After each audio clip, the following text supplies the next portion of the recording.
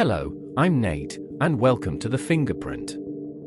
Today we're going to delve into the case of Natalee Holloway, a mystery that was recently solved in 2023.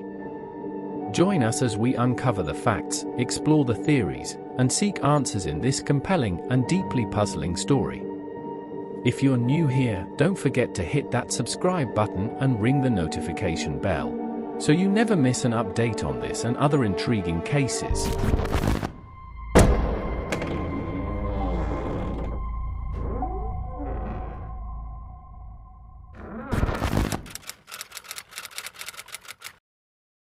Today I'll tell you about the case of Natalee Holloway. She was born on October 21, 1986, daughter of Elizabeth and Dave Holloway. She also had a younger brother named Matthew. In 1993, her parents divorced, and she and her brother were raised by their mother. In 2000, Elizabeth married George Twitty, a businessman from Alabama, and the whole family moved to Mountain Brook. Natalee graduated from Mountain Brook High School in May 2005. She was part of the school's dance team and participated in various extracurricular activities. She excelled academically and graduated with honors. Natalee was preparing to attend college. She had earned a full scholarship to study medicine at the University of Alabama. This chilling story starts on May 26, 2005. When Natalee and 124 other students embarked on a 5-day graduation trip. They stayed at the Holiday Inn Hotel in Aruba. There were 7 adults accompanying them, including school staff and parents. They checked in with the students every day to make sure everyone was okay, but, of course, they didn't stay with the teenagers 24 hours a day. The teens had quite a bit of freedom to go to the beach and do what they wanted. So, even though those 7 people tried to keep an eye on the students, it was impossible. They mostly just wanted to party and drink. In fact, the hotel even said they wouldn't allow the school to return the following year. It's important to note that the hotel was an all-inclusive resort, and the young adults were indulging in quite a bit of drinking, Natalee included. Everyone was legally allowed to drink, as they were all 18 years old. On the final day of the trip, May 29, all the students decided to visit a well-known bar in Aruba named Carlos then Charles. Before heading to the bar, Natalee and her friends decided to kick off the night at a casino. Natalee was dressed in a denim skirt and a vibrant blouse, and there are images showing her enjoying games and having drinks inside the casino. It was at this casino that Natalee crossed paths with an 18-year-old Dutchman, Joran van der Sloot, and sadly, this encounter forever changed the course of her life.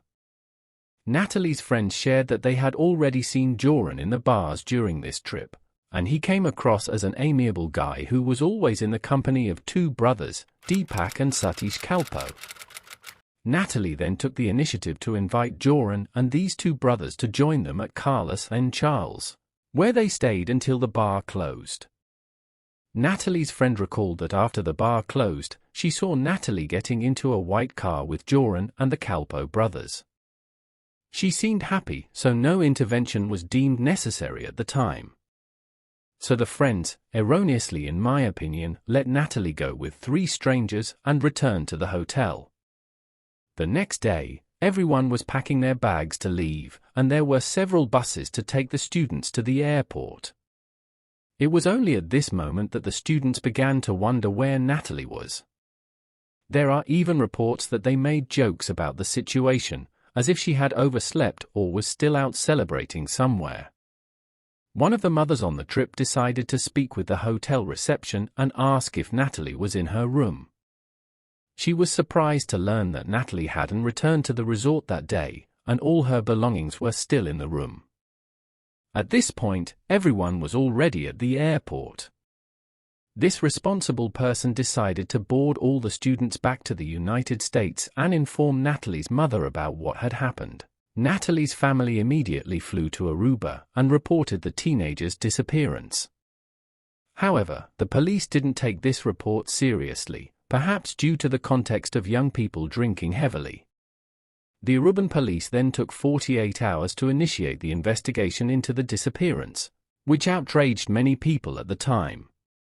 As the last people to see Natalee were Joran and the Kalpoe brothers, Natalee's mother and the police went to the hotel to ask for information about these boys.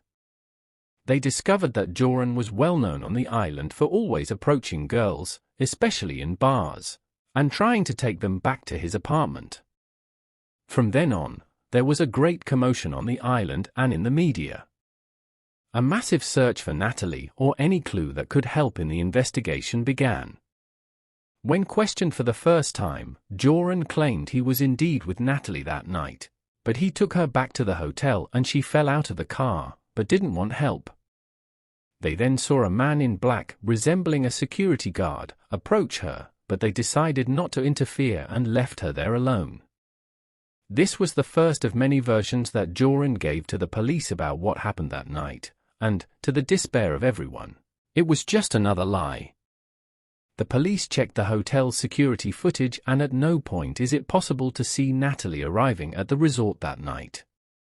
When questioned, Joran then changes his story and says that they had actually gone to another bar and then went to his apartment. To further complicate matters, he changes the story again and says they had left Carlos and Charles and gone to the beach because Natalee wanted to see sharks. They allegedly left her alone on the beach. As they kept changing their story every hour, the police decided to arrest the three, but due to lack of evidence, they had to release them. After all this stress, Joran changes his story once again and reports that he left Natalee on the beach near some fishing huts. However, this version was contradicted by the fishermen themselves, who claimed to have seen absolutely no one on the beach at that time. As this case was highly publicized by the media, every version ended up in the newspapers. It was then that a woman staying at a hotel near those huts told the police that one day she was walking alone on the beach, and a man came out of one of those huts and tried to kidnap her and put her in a car, but she managed to escape with the help of others. The police eventually ruled out the theory that this man had kidnapped Natalee, as there were many fishermen that night and they would have seen something. At this point, the family decided to offer $200,000 to anyone who could help with the investigation, and despite the constant media coverage, no useful information or leads emerged. Another suspect was a man named Steve C.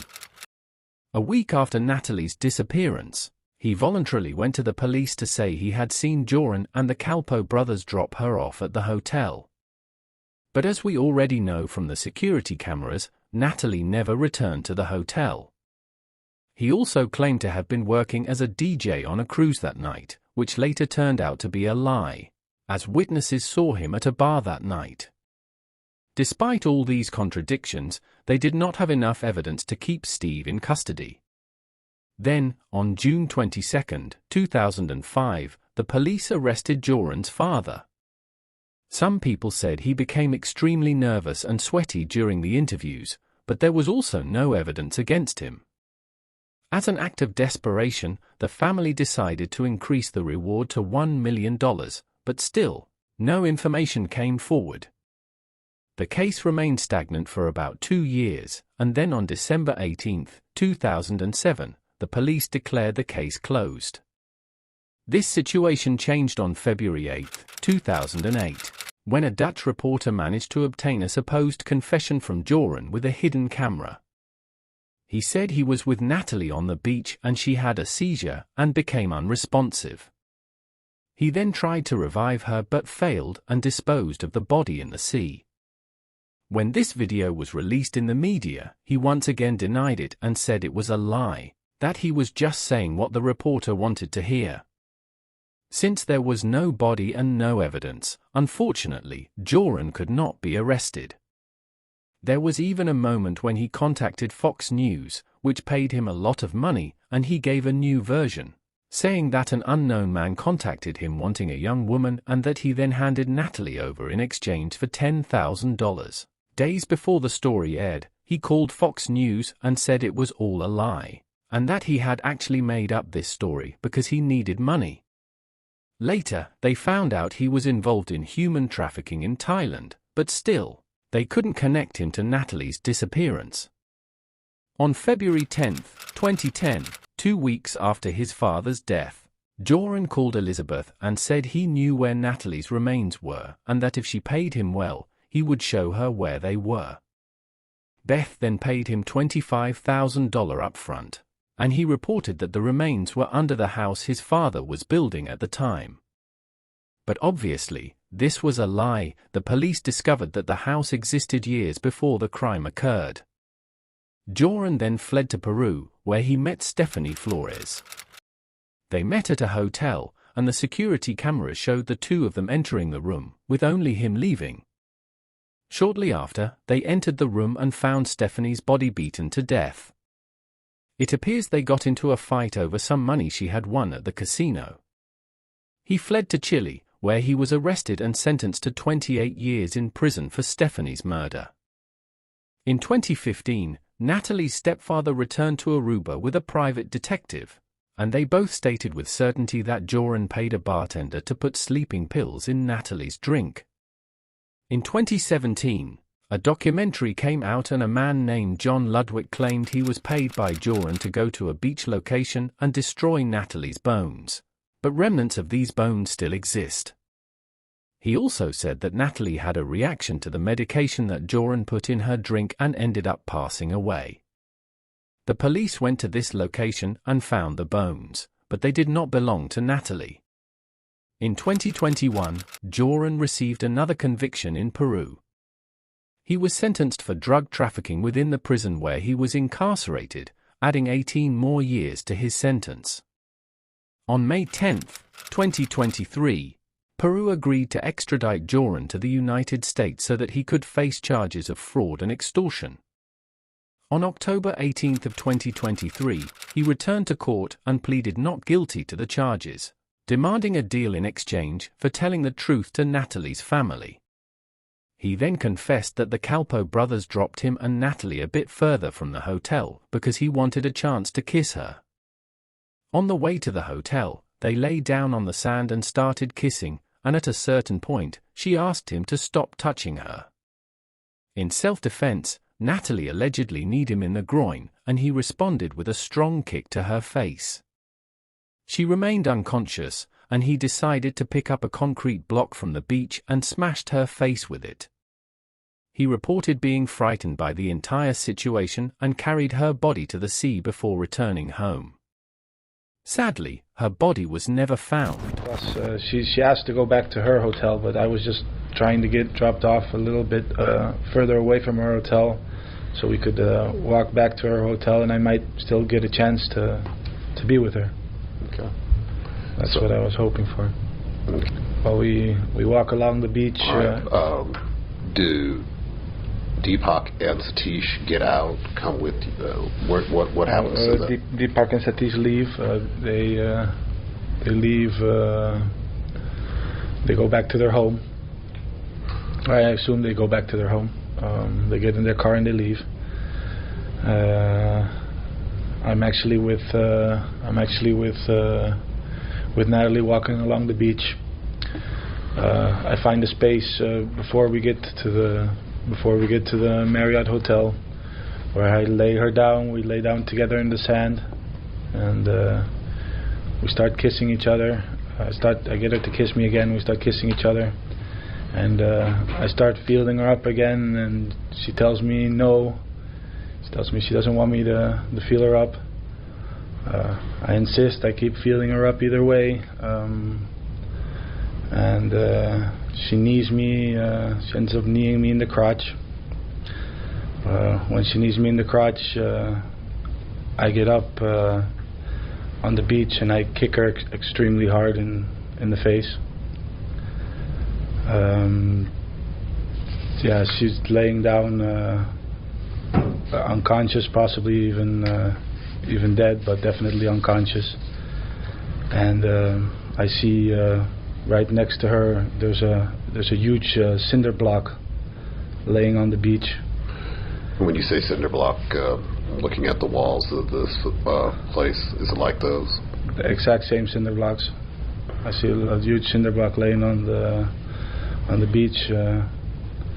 I take this and I smash her head in with it completely. Her face basically, collapses in. Joran was convicted of extortion and electronic fraud, but since the United States has no jurisdiction over Natalee's case, he was not convicted for it. During his statement, he also apologized to the Holloway family and his own family, expressing hope that this confession would bring some form of closure to all involved.